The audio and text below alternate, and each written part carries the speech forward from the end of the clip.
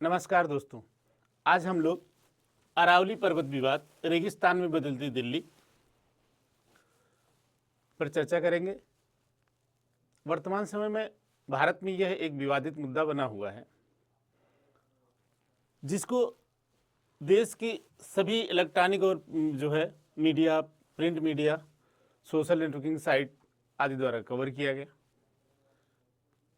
और विवाद का कारण है अरावली में खनन और अरावली की परिभाषा। दो चीज़ों का मुख्यतः विवाद है। तो पहले हम ये देखते हैं कि अरावली पर्वत श्रेणी का महत्व क्या है और कहाँ स्थित है, क्या है। यहाँ अरावली पर्वत श्रेणी, ये देखिए, गुजरात, राजस्थान, हरियाणा और दिल्ली में लगभग 690 किलोमीटर लंबी है। अरावली पर्वत श्रेणी का लगभग 80% भाग राजस्थान में स्थित है। राजस्थान में 80% भाग है।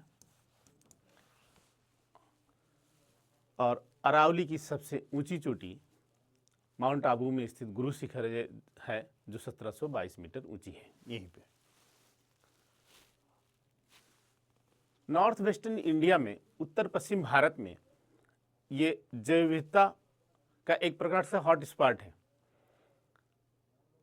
और राजस्थान के लोगों की लाइफलाइन है। अगर अरावली पर्वत श्रेणियां ना होती तो ये पूरा बेल्ट जो है थार मरुस्थल में बदल गया होता। एक तो जैव विविधता, दूसरा ग्राउंड वाटर रिचार्ज। यहाँ से अनेक नदियाँ निकलती हैं जिनके द्वारा राजस्थान में वैसे भी पानी की दिक्कत होती है। अगर अरावली पर्वत श्रेणी को पूर्णतः ख़त्म कर दिया जाएगा तो वो एक पूरा डेजर्ट बन जाएगा और वहाँ लोगों को रहना, तो सोचिए, इंसान छोड़िए, जानवर भी वहाँ नहीं रह सकते। ये अरावली पर्वत श्रेणी है, यहाँ से बहुत सी नदियाँ निकलती हैं और ये पहाड़ियाँ पानी की सुरक्षा, थार के रेगिस्तान को आगे से बढ़ने से रोकती हैं और ये सब तो है। और जो है ये देखिए आप, यहाँ ये अरावली की पहाड़ियाँ हैं, यह थार मरुस्थल है, यह थार है। यहाँ के जो सामान्य जनजीवन है, पेड़ पौधे, जीव जंतु, वन्यजीव प्राणी, रणथंभ और सरिस्का, तमाम आप देखते होंगे। यहाँ हरियाणा से लेके जो है गुजरात तक, जो राजस्थान में तमाम है। राजस्थान की लाइफ लाइन है अरावली। और इसका निर्माण लगभग 60-70 करोड़ वर्ष पहले हुआ। ये वर्तमान में एक अवशिष्ट पहाड़ियों के रूप में जानी जाती है। अरावली पर्वत विवाद का मुख्यतः दो कारण हैं। एक तो उसकी परिभाषा, दूसरा उसका खनन। तो परिभाषा क्या रहेगा और खनन कैसे होगा, उसी को कानूनी अधिकार देने के लिए सुप्रीम कोर्ट का डिसीजन आया नवंबर में। उसी लिए विवाद शुरू हुआ और यहाँ देख रहे हैं तमाम लड़ाइयाँ लड़ी गई हैं इसी पहाड़ियों में, जो है गुरिल्ला युद्ध पद्धति से। और ये अरावली की पहाड़ियाँ राजस्थान की वीर गाथा की कहानी को बताती हैं। ये जंगल सफारी जो दिख रहे हैं, पेड़ पौधे, वनस्पतियाँ, इन सब का विनाश हो जाएगा अगर माइनिंग को इजाज़त दे दी गई। यहाँ पे हम देखते हैं पहला, अरावली की परिभाषा और खनन। वन और पर्यावरण मंत्रालय की हाई एक्सपर्ट कमेटी की सिफारिश के आधार पर 20 नवंबर 2025 को former chief justice of India B.R. Gavai की पीठ ने, 3 जजों की पीठ में ये निर्णय दिया गया और निर्णय में 100 मीटर और 500 मीटर का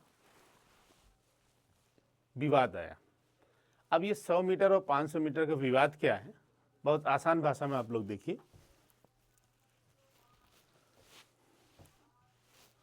ये पहले 100 मीटर का इन्होंने कहा कि यहाँ से हम लेवल ना नापेंगे, अगर इस पहाड़ी की हाइट 100 मीटर हुई तो हम इसको अरावली मानेंगे, और अगर 100 मीटर नहीं हुआ तो हम इसे अरावली पर्वत श्रृंखला नहीं मानेंगे। तो इसका प्रभाव क्या होगा? अरावली की 90% पहाड़ियाँ जो है 100 मीटर से नीचे हैं, 100 मीटर से नीचे हैं। तो अरावली का लगभग 90% भाग कहानी खत्म हो जाएगी माइनिंग करके। दूसरा 500 मीटर की जो परिभाषा है उसमें क्या है, अगर मान लीजिए एक पहाड़ी ये है, एक पहाड़ी ये है, अगर इसके बीच में 500 मीटर है तो इसको तो हम अरावली पर्वत श्रृंखला मानेंगे। बट अगर ये डिस्टेंस जो है यहां से यहां के बीच में ये डिस्टेंस 700 मीटर हो गया तो हम इसको अरावली पर्वत श्रृंखला नहीं मानेंगे। तो ओवरऑल एक कंक्लूजन अगर बोला जाए निष्कर्ष में, 20 नवंबर का जो डिसीजन था लगभग 90% अरावली पर्वत श्रृंखला को सेवा समाप्त कर देना, वहाँ के जीव जंतु लोगों इनसे भी कोई परवाह नहीं किया गया।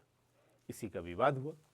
विवाद के बाद 29 दिसंबर 2025 को वर्तमान चीफ जस्टिस ऑफ इंडिया न्यायमूर्ति सूर्यकांत की अध्यक्षता में 3 जजों की पीठ ने अपने पुराने निर्णय को रोक दिया और कई सवाल उठाए, जिसमें महत्वपूर्ण ये है कि नई 100 मीटर की ऊंचाई की परिभाषा क्या होनी चाहिए, पहला। दूसरा, खनन गतिविधियों से अरावली के अधिकांश भूभाग को खतरा, तो इसके लिए क्या है। अगली सुनवाई 21 जनवरी 2026 को निर्णय आएगा। अगर अरावली पर्वत श्रेणियों को